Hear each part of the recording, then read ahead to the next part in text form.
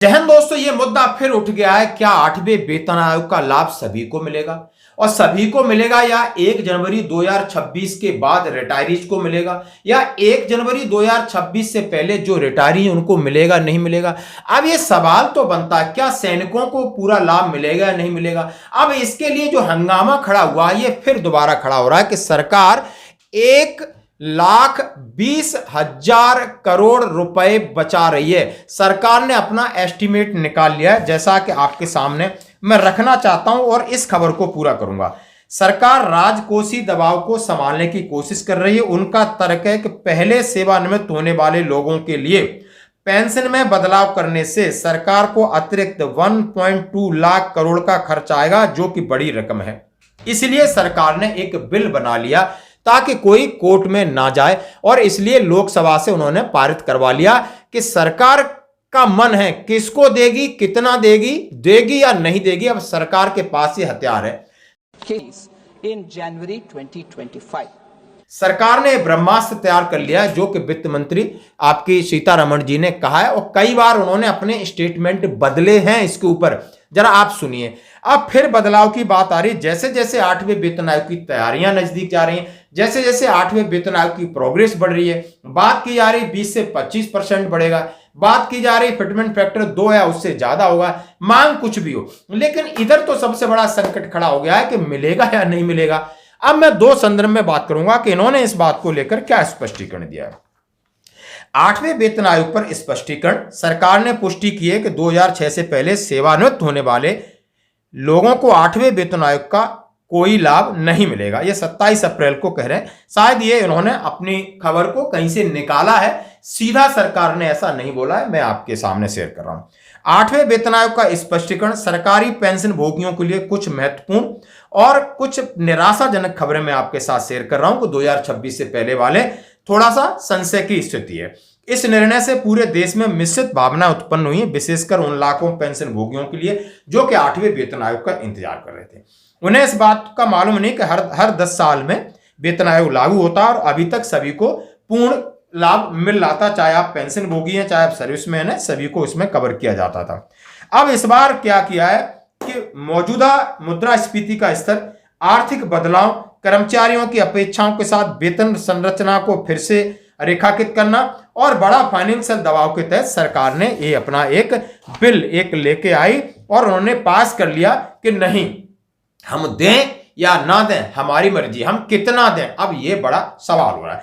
वित्त मंत्रालय ने सीधे अपडेट है कि 1 जनवरी के बाद ये देना कंपलसरी नहीं है, कहीं ना कहीं गड़बड़ी, क्वेश्चन मार्क है। उनका मानना है कि जिन लोगों को पहले से वेतन आयोग का लाभ मिल रहा है तो उनको देने से अर्थव्यवस्था पर और बोझ नहीं डालना चाहिए। संक्षेप में यह एक दूरदर्शी नीति है, लेकिन इसके निश्चित रूप से बहुत से लोगों को यह महसूस हो रहा है और वो चिंतित हैं। हो सकता है कि सरकार 8वें वेतन आयोग में दे दे, 9वें वेतन आयोग में ना दे, लेकिन सरकार समझ रही है कि ये लंबा दूरदर्शिता दिखाई कि आगे आगे इस तरीके से मल्टीपल वे में बहुत सारा पैसा इन्हीं के लिए पेंशनरों के पास जाएगा तो अर्थव्यवस्था पर असर पड़ेगा। सरकार ने कहीं सोची समझी रणनीति के तहत किया है।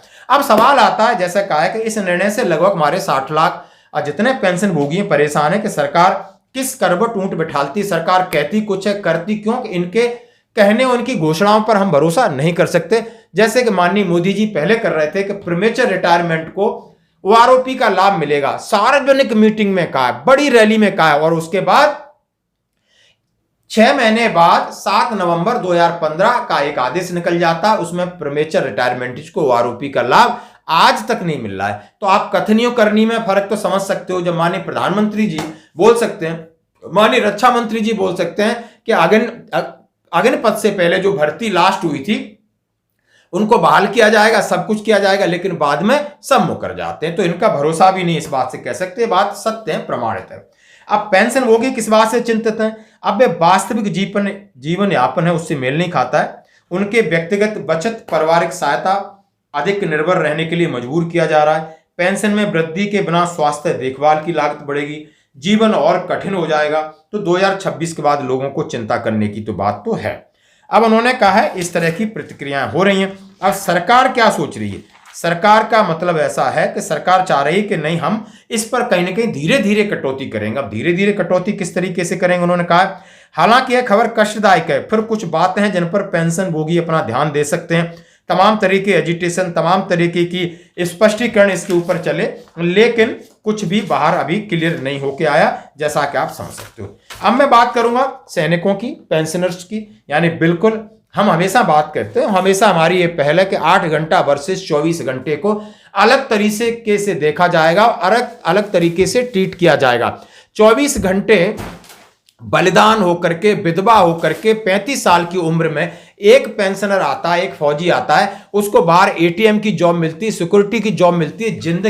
जिंदगी उसकी किस तरीके से दूभर होती है कि घर चलाना मुश्किल हो जाता है। अब उसकी पेंशन के लिए आपने वन रैंक वन पेंशन का प्रावधान किया है और उसकी पेंशन बढ़ोतरी के लिए, जैसा कि रक्षा मंत्री ने कहा है, हर 10 साल बाद आपकी वेतन आयोग का हमारे पेंशनर्स को पूरा लाभ मिलेगा। और माननीय वित्त मंत्री ने लगातार कहा है कि सेना को इनके साथ मत जोड़ो। सैनिकों के लिए हमेशा 3 सुविधाएं हैं जो लगातार उन्होंने इसका जिक्र किया है कि उन्होंने कहा है कि वेतन आयोग हर 10 साल बाद, वन रैंक वन पेंशन हर 5 साल बाद और डीए हर 6 महीने बाद। तो लगभग सैनिक निश्चिंत तो हैं, लेकिन कहीं ना कहीं संदेह है, डर है कि ओआरओपी की आड़ में इस पे कमीशन में कुछ न कुछ घुंडी लगा करके ऊपर नीचे करने की समय सीमा को भी आगे पीछे सरकार कर सकती है। जैसा कि समझ सकते हो कि आपको 8वें वेतन आयोग का लाभ की, जैसे एक उदाहरण देता हूं, 1 जनवरी 2026 से लागू है और अगली ओआरओपी कब है? जुलाई 2029 से लागू है। सरकार ये सोचेगी कि घोषणा करते करते 2027 और 28 तो खींच के ले जाएगी।